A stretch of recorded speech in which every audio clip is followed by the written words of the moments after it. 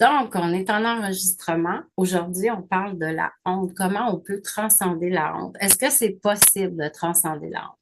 Fait qu'on va aller voir ça. Tantôt, je disais que chaque niveau de conscience va refléter un état d'esprit dans lequel on va être. Puis, qu'est-ce que ça va faire? Ça va jouer sur nos pensées, ça va influencer nos pensées, nos émotions et nos comportements aussi qu'on va avoir. Fait que je trouvais ça vraiment important d'apporter ce contenu-là parce que la honte, ça le fait partie de moi. J'en ai encore de la honte. Quand je fais des choses pas correctes, c'est sûr que je me sens honteuse. Mais c'est pas mon état d'esprit actuel. J'ai été là-dedans, j'étais constamment, vraiment, je me sentais pas bien, je me sentais toujours coupable, je me sentais toujours honteuse d'avoir fait du mal, d'avoir dit des choses. Tu sais, des fois, quand on dit quelque chose à quelqu'un, puis là, on fait comme, oh, j'ai-tu bien fait de dire ça? Pourquoi j'ai dit ça? Puis j'aurais pas dû, ou j'aurais donc dû faire ci, faire ça, puis je l'ai pas fait. Puis on n'arrête pas, on se critique sévèrement, on s'auto-punit. Puis aujourd'hui, on va aller voir vraiment les caractéristiques, les origines. On va voir comment on peut transcender ça avec peut-être la parole de Dieu. Si vous êtes chrétienne, vous allez sûrement aimer ce contenu-là parce que je vais apporter des petits versets qui sont un peu chocs, qui vont faire peut-être faire prendre des prises de conscience, puis ça va n'être que bénéfique. Puis on va aller voir aussi des mantras qu'on peut se répéter, des phrases qu'on peut se répéter pour aller changer ce discours interne-là qui est vraiment défaitiste, vraiment pessimiste, puis pour cesser ou du moins diminuer parce que ça se fait pas en un jour, ça se fait pas des fois en une année. C'est un long processus en l'acceptation de soi, d'arrêter de se rejeter, de se punir constamment pour la personne qu'on est. On a le droit d'exister, on a le droit d'être qui on est vraiment, qui on est tel quel. Puis souvent, on va porter des masques, on va se cacher de qui on va se construire des fausses personnalités en relation, quand on est en public, quand on est avec d'autres personnes, parce qu'on se rejette soi-même, parce qu'on n'accepte pas qu'on peut avoir peut-être des déficiences, qu'on peut avoir des défauts. Puis tout ça, ben c'est important d'en prendre conscience parce que on est autant ombre que lumière. Puis tout ce qui est à l'ombre, quand c'est mis à la lumière, euh, tout ce qui est à l'ombre mérite d'être mis en lumière, mérite d'être vu, d'être entendu, d'être reconnu, d'être accepté. Donc, vraiment, là, ça va être un beau live aujourd'hui. Et laissez des commentaires, ça va me faire plaisir de vous lire, vraiment, de voir qu'est-ce que vous en avez pensé, comment vous vous sentez par rapport à ça. Je sais que ça peut être des fois un peu confrontant, mais sortez de l'ombre. Fait que le niveau de la honte se situe au niveau 20 sur l'échelle de niveau de conscience du docteur Hawkins, puis c'est vraiment un état d'esprit qui est en évolution. On n'est pas en évolution, hein. Puis ce que j'ai aimé, j'ai lu dernièrement dans un livre justement du docteur Hawkins que dans le temps où Jésus était sur la terre, les gens se situaient dans les niveaux de conscience entre 0 et 100. Et 0 et 100, on a la honte, on a la culpabilité, l'apathie, on a le chagrin, le désespoir, la peur, l'envie, la jalousie. On voit beaucoup ça hein, dans la Bible, les gens, comment est-ce qu'ils se comportent. Puis tout ça. Avec le temps, avec les années, avec les décennies, ben, les consciences ont évolué. On sait hein, qu'on est dans une ère énorme, on est dans une ère incroyable d'élévation des consciences, de transformation humaine incroyable. Puis, moi, je vais toujours remettre ma transformation dans les bras de Dieu. À la gloire, je vais remettre la gloire à Dieu pour ça parce que c'est vraiment en m'abandonnant à lui de plus en plus, en construisant une relation profonde avec lui que j'ai pu arriver à transcender des choses, à m'élever en conscience parce que cette relation-là a fait qu'il a mis des gens sur ma route, il a mis des événements sur ma route qui m'ont fait cheminer, qui m'ont fait grandir. Puis vous autres aussi, tout le monde a des gens, des événements qui vont faire en sorte qu'on fait des prises de conscience pendant notre parcours, des prises de conscience qui peuvent amener complètement un switch de mindset, à un switch d'état de conscience, à un switch de transformation d'habitude, de mettre en place des nouvelles pensées, d'aller planter ces petites graines-là qui méritent d'être là. Fait que, bon, là, on vient de voir que c'est vraiment le niveau de conscience le plus bas qui est associé à des émotions profondes comme le rejet de soi, la dévalorisation et parfois même le désespoir. Puis, ça, c'est aussi des pensées sombres qu'on a à propos de nous, à propos de la vie, sur sa propre valeur aussi. Fait que les caractéristiques principales de la honte, on va avoir comme émotion dominante un sentiment d'humiliation. On se sent toujours humilié. On a un dégoût de soi. On a de la misère peut-être à se regarder dans le miroir puis à se dire qu'on s'aime.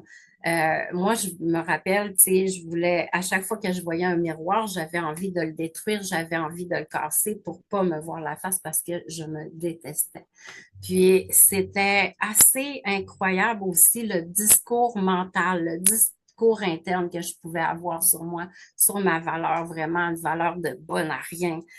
Tu mérites pas d'être là, t'as fait du mal à du monde, puis t'es donc ben pas bonne. Puis ça, c'est ce que je me suis répété vraiment, puis ça n'a pas été comme l'histoire d'une journée ou d'un mois, là. Ça a été sur plusieurs années et même plusieurs décennies que j'avais ce discours-là. Ça mène aussi à l'isolement, hein. On est gêné de qui on est, on veut pas se montrer, on veut pas que les autres sachent qui on est. On essaie de se cacher, on peut mettre des masques.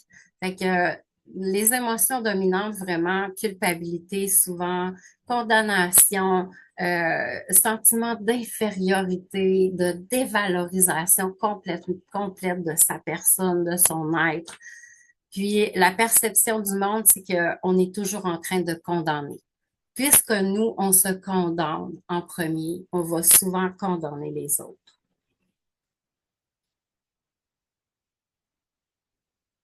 Fait qu'on va les rejeter souvent et parce qu'on se rejette soi-même.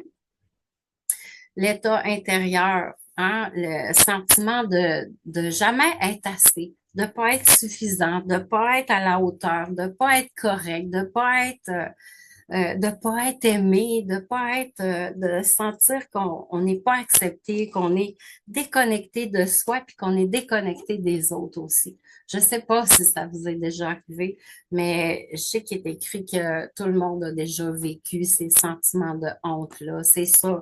Puis si on a de la honte, tu sais, on a de la honte, on peut avoir des remords de qu'est-ce qu'on a fait, mais de là à se condamner jour après jour, heure après heure, des fois seconde après seconde, comment est-ce que ça peut nuire à notre énergie vitale, hein?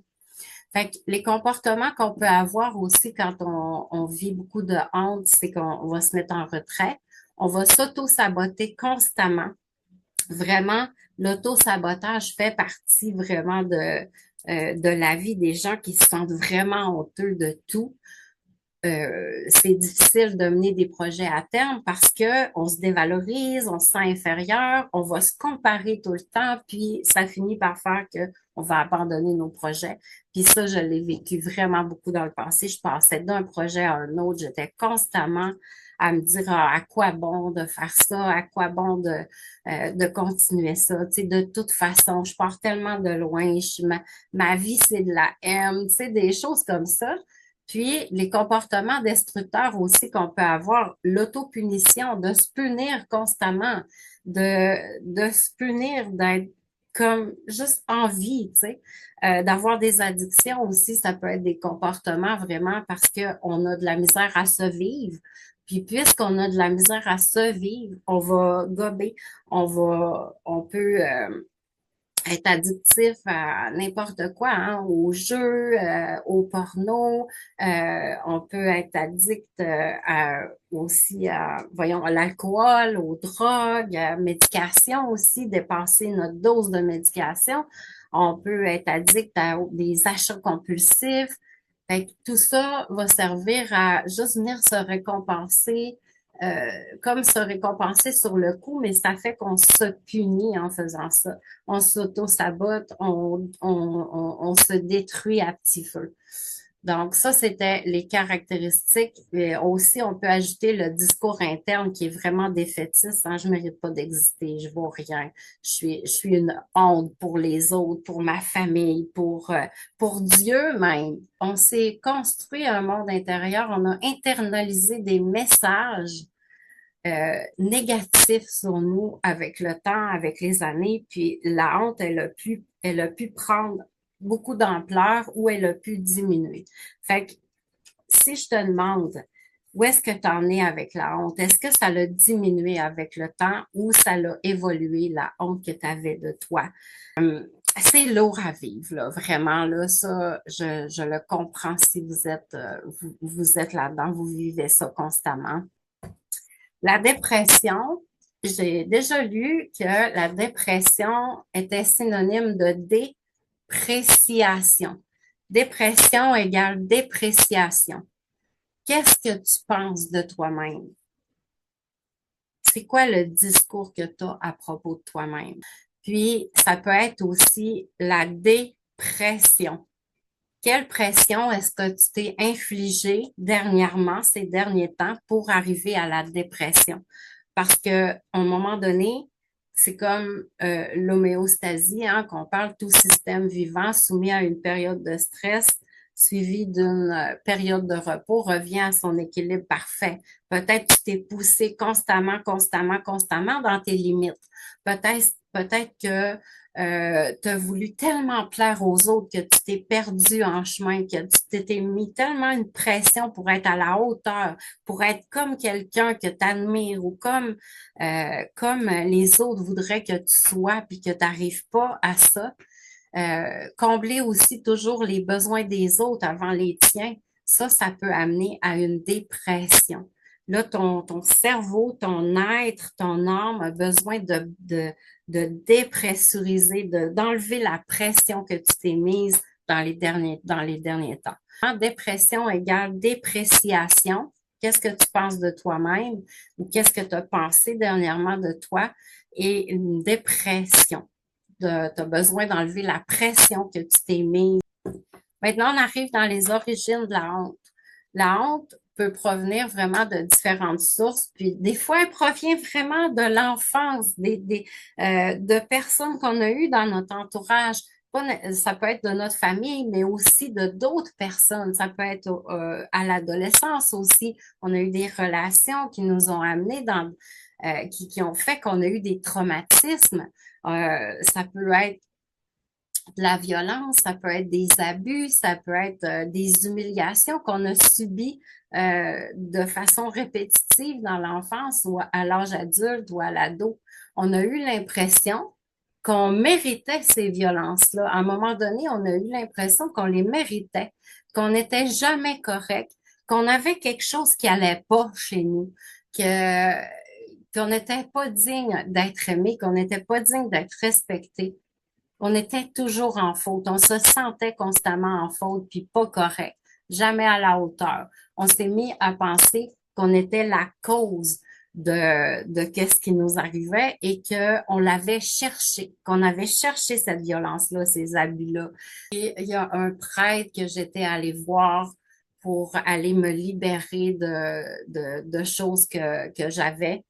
Puis, je disais que justement, je me sentais constamment coupable, que j'avais honte d'être qui j'étais. Puis c'était comme, il m'avait dit que quand, mettons, tu as vécu ça, de la violence, de l'humiliation quand tu étais jeune, des abus, il me disait que les abuseurs ou ceux qui causent la violence vont transférer la honte et la culpabilité sur leurs victimes. Donc, les bourreaux, là, ils transfèrent la honte. Tu sais, c'est à cause de toi, c'est à cause que t'es comme ça, c'est à cause que t'as fait ci, t'as fait ça, que je te fais ça, ou que puis tu le mérites, puis tout ça. Fait qu'on On peut avoir acheté ça, qu'on méritait pas l'amour, qu'on n'était pas correct, que on l'avait cherché, qu'est-ce qui nous arrivait. Puis c'est grave, ça. C'est grave de l'avoir tellement cru, on l'a ancré, on l'a enraciné tellement profondément qu'on a de la misère à se sortir de ça quand on vieillit, quand on grandit. Puis ça nous suit constamment, ça vient comme alourdir notre passage terrestre. Vraiment, c'est un fardeau qu'on porte. Dans les origines de la honte aussi, il peut y avoir les attentes familiales ou sociales qui sont tellement élevées, puis toi, tu sens que tu n'es pas capable de rentrer dans le moule, tu n'es pas capable de rentrer dans les cases que la société veut que tu sois. C'est pas toi, ça ne cadre pas avec ce que toi tu crois, avec ta vérité intérieure. Fait que des fois, les attentes aussi familiales, tu sais, ou dans notre couple, tu sais, on aimerait que tu sois comme ça, on veut que tu aies ces comportements-là, on essaie de changer les autres essaient de nous changer. C'est dur, ça. Après, comment on peut s'accepter totalement dans qui on est, c'est difficile. Fait que les attentes des autres, le sentiment de pas correspondre à l'image ou aux attentes que les autres ont de nous, ça nous apporte vraiment, ça peut être une des origines de notre honte. Les échecs qu'on a perçus aussi. On a essuyé des échecs. Tout le monde a essuyé des échecs à un moment donné. Puis, ce que je trouve dommage, c'est que il y en a qui ont eu des échecs, puis ils se sont tellement tapés sur la tête qu'ils n'ont pas rien réessayé après. Fait que le coup de la honte a fait en sorte qu'ils ne se sont pas levés dans la vie. Le jugement de soi aussi. Une critique intérieure sévère qui nous pousse à croire qu'on ne mérite pas le pardon, qu'on ne mérite pas d'être pardonné. Tant que j'ai pas eu transcendé cette honte-là, euh, je méritais pas le pardon. Je me sentais indigne d'être pardonnée, même par Dieu parce que je me voyais tellement comme la méchante dans l'histoire, dans toutes les histoires du monde du monde que j'ai côtoyé, que j'avais de la misère. Puis même si on me disait que j'avais été pardonnée, si mettons j'allais voir la personne puis elle m'avait pardonné, je me sentais encore honteuse, puis ça ne me lâchait pas. Fait. Donc, la première étape pour transcender la honte, c'est de reconnaître qu'elle est là, de reconnaître qu'on la porte. Tant qu'on fait du déni à propos de ça, qu'on laisse ça à l'ombre, ben, et on ne peut pas la transcender. Donc, la première étape, c'est de reconnaître qu'elle est présente. Puis ça implique de mettre en lumière les émotions qu'on peut vivre et les croyances qui sont profondément ancrées derrière ce sentiment d'humiliation et de honte-là. Donc, ce que ça veut dire, c'est de s'accepter là où on est aussi. C'est important de comprendre que tout le monde fait face à la honte. Dans la Bible, hein, c'est écrit que dans le monde, nous avons les mêmes souffrances. On porte les mêmes souffrances souvent, on a souvent les mêmes fardeaux. Donc, d'accepter cet état-là avec le moins, je ne vais pas dire sans jugement parce que si ça fait des années que tu es là-dedans, sans jugement, ça va être impossible pour toi. Mais avec moins de jugement, on pourrait dire moins de jugement.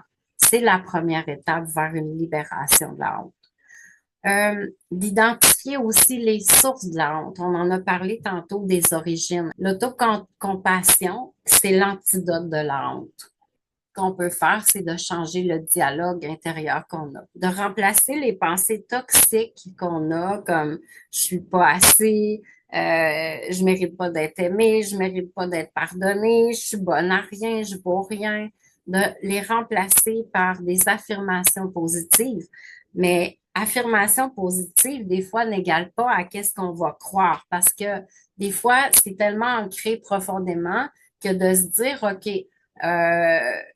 je m'aime et je m'accepte tel que je suis. Quand tu sais très bien que c'est pas vrai à l'intérieur de toi, tu n'arriveras pas à mettre cette affirmation positive-là, à la mettre de l'avant, donc elle ne fonctionnera pas. Il y a tout un travail d'aller défaire, d'aller déconstruire les croyances limitantes qu'on a eues. De plus en plus et de mieux en mieux, ça indique qu'il y a une progression et non et c'est pas une demande de perfection. Se pardonner aussi, c'est une autre étape importante. Se pardonner et pardonner aux autres. Mais le pire, ça a été de me pardonner à moi-même. Ça a été vraiment une étape qui a été très difficile. Puis dans mon programme accélérateur de parcours pop-up, on va voir ça vraiment plus en profondeur. Puis des fois aussi dans les coachings privés que je peux avoir avec mes clientes, on va voir ça, cette étape-là du pardon qui est tellement essentielle pour pouvoir avancer, pour se libérer de plus en plus du fardeau du passé et du présent aussi qu'on peut porter encore. Parce que notre passé reflète de notre présent aussi. Ce qu'on a pensé hier est le reflet aussi de ce qu'on pense aujourd'hui. Fait que si aujourd'hui, on a des meilleures pensées, ben demain, quand on va se lever, ça va être déjà un peu mieux. Fait que, tu sais, on construit chaque jour. On construit chaque jour pour un avenir qui va être meilleur, pour accéder à des meilleurs niveaux de conscience, à une meilleure compréhension de nous-mêmes, à une meilleure connaissance de soi.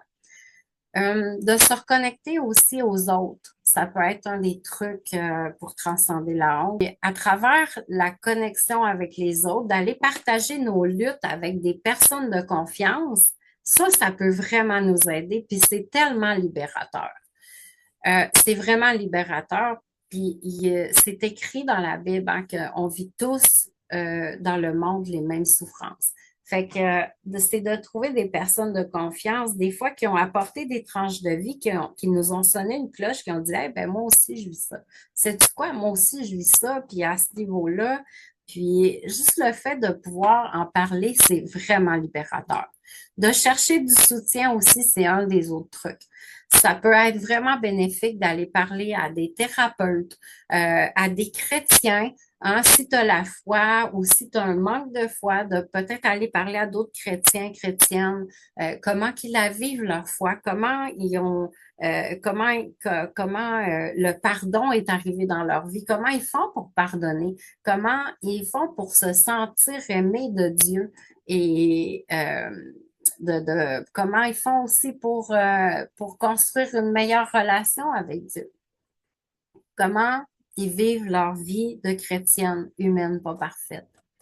D'avoir aussi des coachs, des mentors. Tu peux avoir une bonne coach, une bonne mentor spirituelle qui va venir t'offrir une perspective peut-être différente puis encourageante dans la relation que tu peux avoir avec toi-même, dans les conflits intérieurs que tu peux avoir, le combat spirituel aussi de la foi.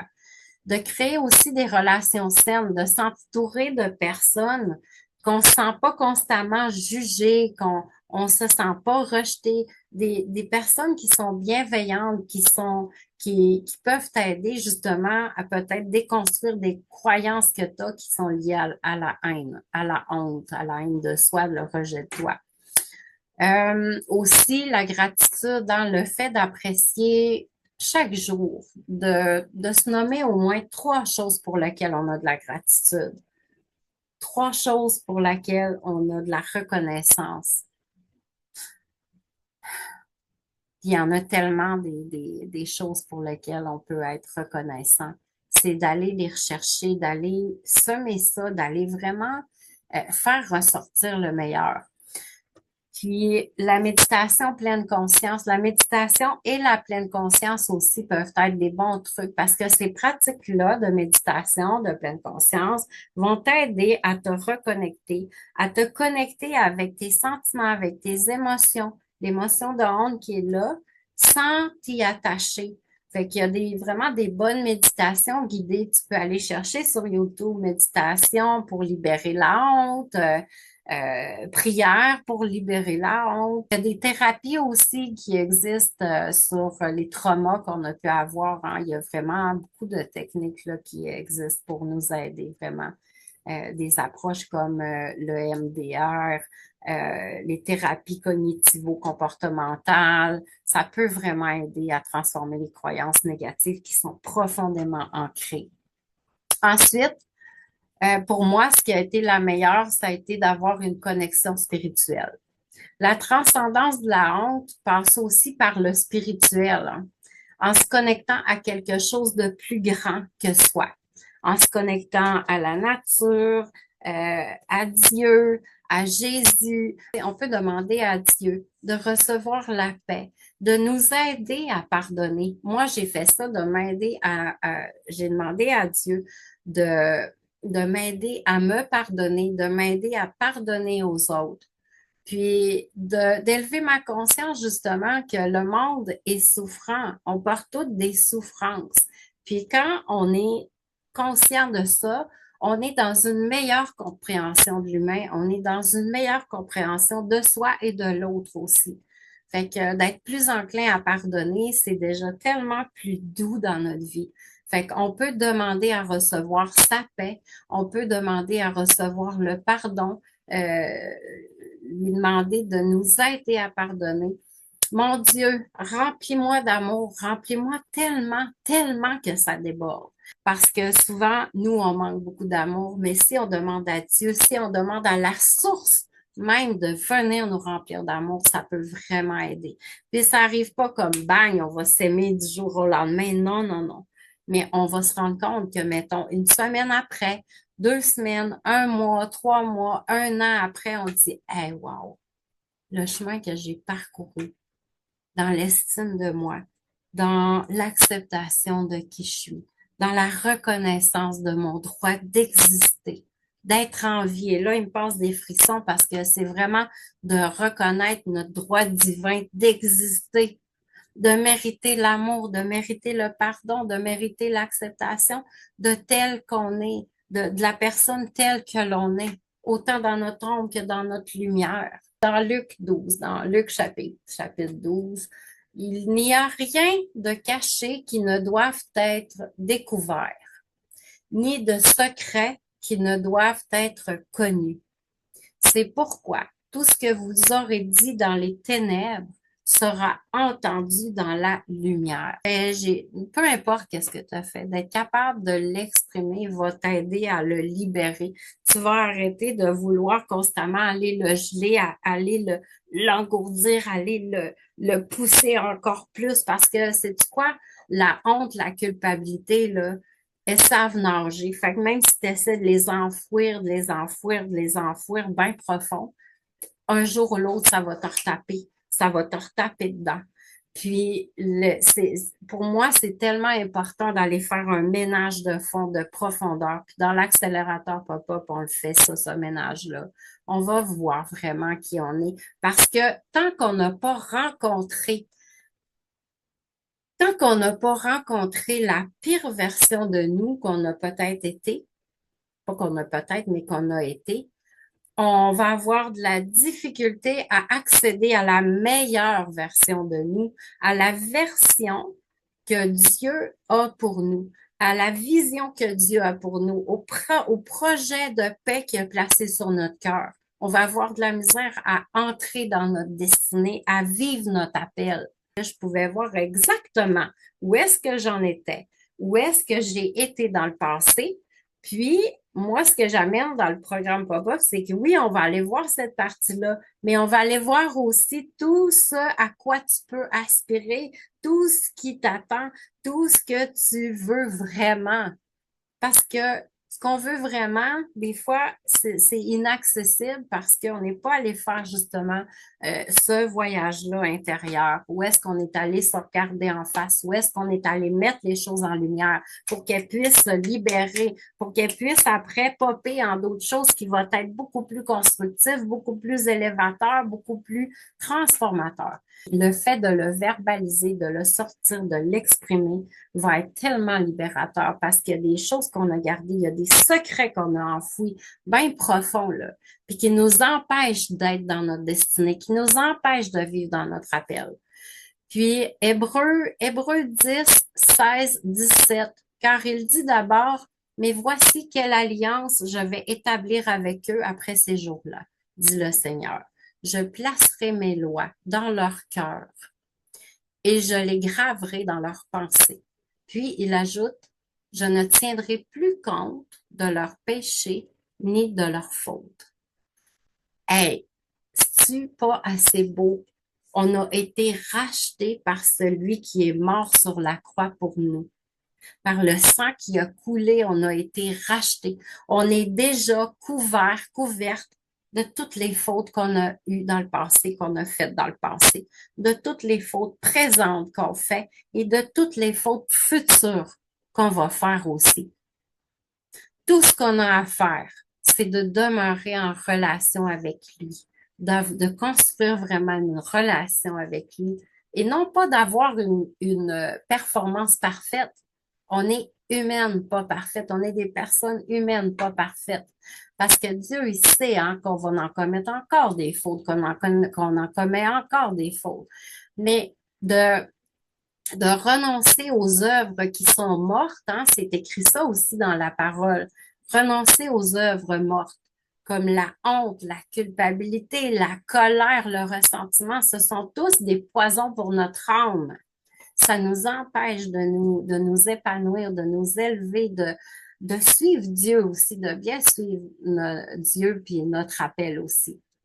Et on peut affirmer, je veux faire la volonté de Dieu et vivre dans les fruits de l'esprit. AJPPBBFDM, amour, joie, paix, patience, bonté, bienveillance, fidélité, douceur et maîtrise de soi. Hein, on en a pour une vie à travailler ça. Puis c'est un jour à la fois, dans la foi, qu'on peut arriver à vivre, à mieux vivre dans les fruits de l'esprit, puis de se souvenir qu'on est humaine et pas parfaite. La honte est un sentiment de rejet de soi qui peut être guéri par l'acceptation, l'amour et la vérité. La transcendance de la honte est le chemin vers la dignité et la réconciliation avec soi-même. Dr. David Hawkins. Là, maintenant, on va terminer avec des mantras et des affirmations qu'on peut avoir pour transcender la honte. Je suis digne d'amour et de pardon. Mes erreurs ne définissent pas qui je suis. Je choisis de m'accepter pleinement avec mes imperfections, car je suis humaine, pas parfaite. Je suis en paix avec mon passé et je me libère des chaînes de la honte, où je suis de plus en plus en paix avec mon passé et je me libère des chaînes de la honte. Je me sens de plus en plus libre d'être qui je suis dans l'honnêteté et l'authenticité. Je suis capable d'exprimer ce que j'ai sur le cœur depuis longtemps.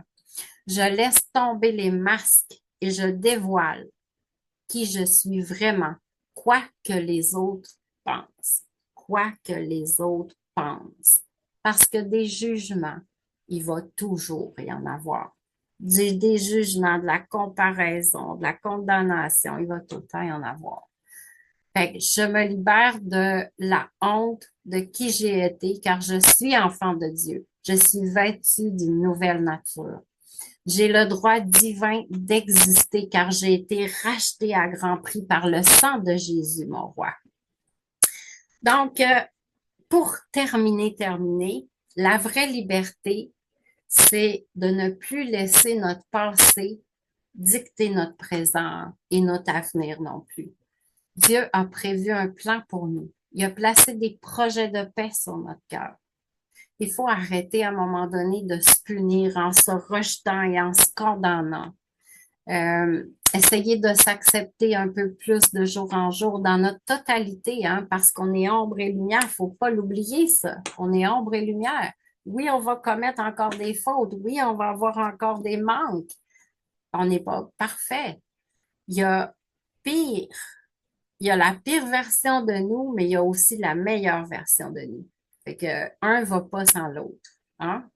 Puis de renverser, c'est d'une importance cruciale vraiment de renverser les mensonges qui ont été placés sur notre vie, des mensonges qu'on a crus comme des mensonges comme je suis bonne à rien, j'arriverai pas, je pars de trop loin, mon passé c'est de la haine, ton passé il est rempli de pépites d'or.